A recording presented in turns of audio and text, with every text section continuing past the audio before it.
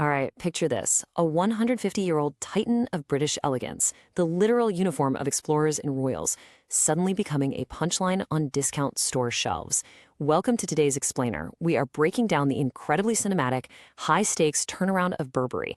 For over a century, they represented the absolute pinnacle of high-end tailoring. But even titans of industry can completely lose their direction. And what happens next? Well, it's an absolute masterclass in survival, strategy, and brand repositioning.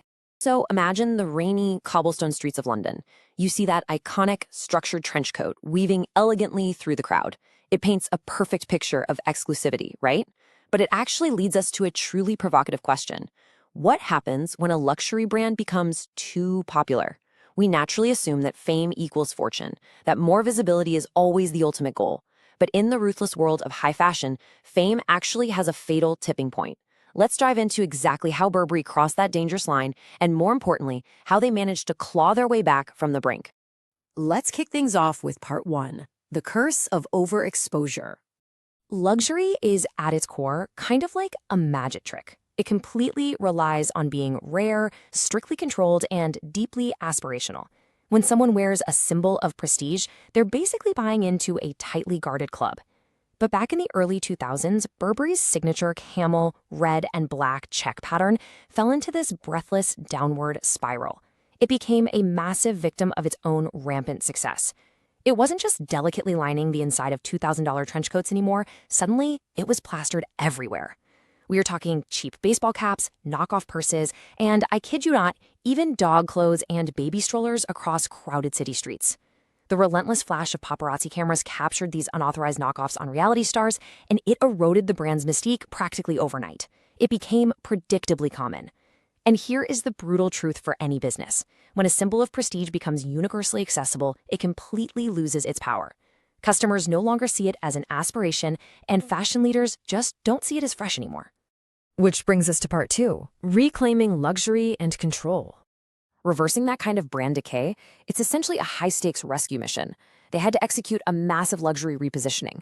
Basically, this meant pulling off a painful, highly deliberate strategic pivot, abandoning uncontrolled visibility, and completely rejecting short-term cash grabs, all in favor of highly guarded desirability. Think about it. If a luxury brand expands too aggressively and licenses its name to anyone willing to pay, sure, you might get a massive short-term spike in sales, but you are actively torching your long-term exclusivity. Burberry had to wake up to the harsh reality that growth simply cannot come at the expense of prestige. And regaining that prestige wasn't about making a few subtle tweaks. No, it required the ruthless discipline of a war room strategy, attacking the problem across four distinct fronts. First up, design had to be elevated. This meant making the bold, almost unthinkable move of buying back and destroying massive amounts of cheap inventory just to get it off the streets. Second, merchandising became incredibly strict. Third, their retail strategy shifted drastically. They totally abandoned wholesale discount racks to build premium, tactile, runway-lit boutiques, where they could control the exact lighting and mood. And finally, marketing consistency. They had to ensure the global story was identical everywhere. It was all about building an absolute fortress around the brand. Moving right along to part three, new leadership and digital vision. Every cinematic turnaround requires visionaries who aren't afraid to tear things down just to rebuild them.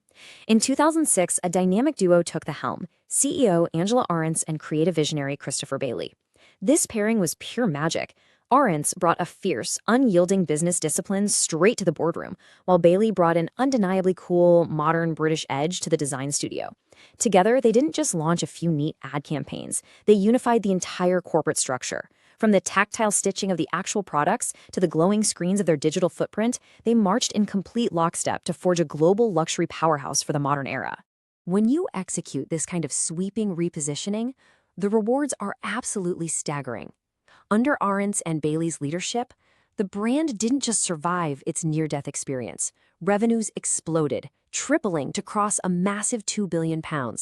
It's a huge testament to the fact that when you make people dream about your brand again, the financial windfall absolutely follows. And this wasn't just about top-line vanity metrics either. Operating profits literally more than doubled during this era. This proves the ultimate rule of high-end business. Selling fewer, higher quality, deeply desired items is vastly more profitable than selling millions of cheap commodities.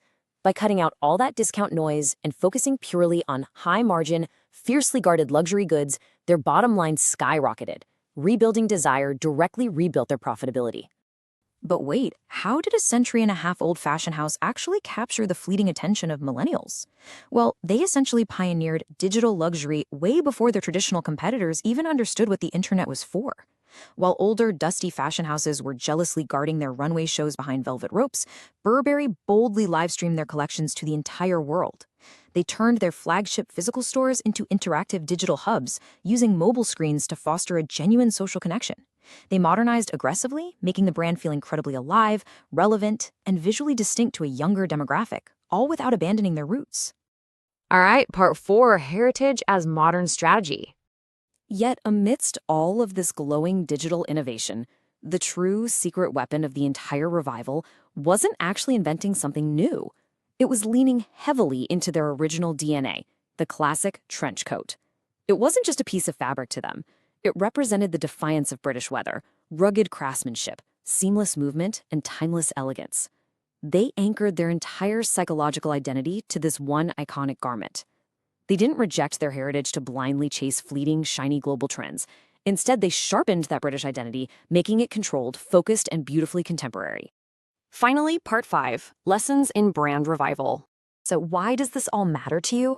Well, whether you're steering a global conglomerate or simply trying to build your own personal brand, Burberry proves that unstoppable strength lives squarely at the intersection of 3 specific things. First, a genuine heritage. You need an authentic story. Second, ruthless control. You must fiercely guard your image, your distribution, and your quality. And third, a bold commitment to modernity. You have to have the digital fluency to speak directly to today's consumer. If we synthesize their tactical playbook, it gives us a clear blueprint for longevity. Number 1, you have to protect your exclusivity at all costs. Never trade long-term prestige for short-term cash. 2, your heritage is a powerful tool, not a dusty crutch. 3, digital platforms shouldn't just be transactional e-commerce carts. They are stages for rich, immersive storytelling. But perhaps the biggest takeaway for any entrepreneur is the absolute necessity of aligning the commercial brain with the creative brain. Just like Ahrendts and Bailey, your operations and your artistry must march in lockstep, because true cross-brand consistency isn't just about matching logos, it's about meticulously rebuilding desire at every single touchpoint. It really all comes down to the ultimate tension at the heart of luxury strategy. You must stay modern without losing your heritage. And, most importantly, you must grow without becoming ordinary. It is a razor-thin tightrope to walk in any business. You want to be seen, right? You want to attract attention. But the exact moment you become too accessible, the desire completely evaporates. Burberry survived their darkest chapter because they absolutely mastered the art of balancing on that tightrope. But hey, the market is entirely ruthless, and consumers always age. The fascinating reality is that a brand repositioning is never truly finished. Today, the fight continues under a new strategic plan called Burberry Forward, which is designed to continually reignite that spark. Which weaves us with a pretty profound question for your own ventures. Once you've captured lightning in a bottle, how do you prevent the world from taking it for granted? The battle between overexposure and exclusivity never truly ends. Thanks so much for joining me on this explainer. Keep analyzing, keep learning, and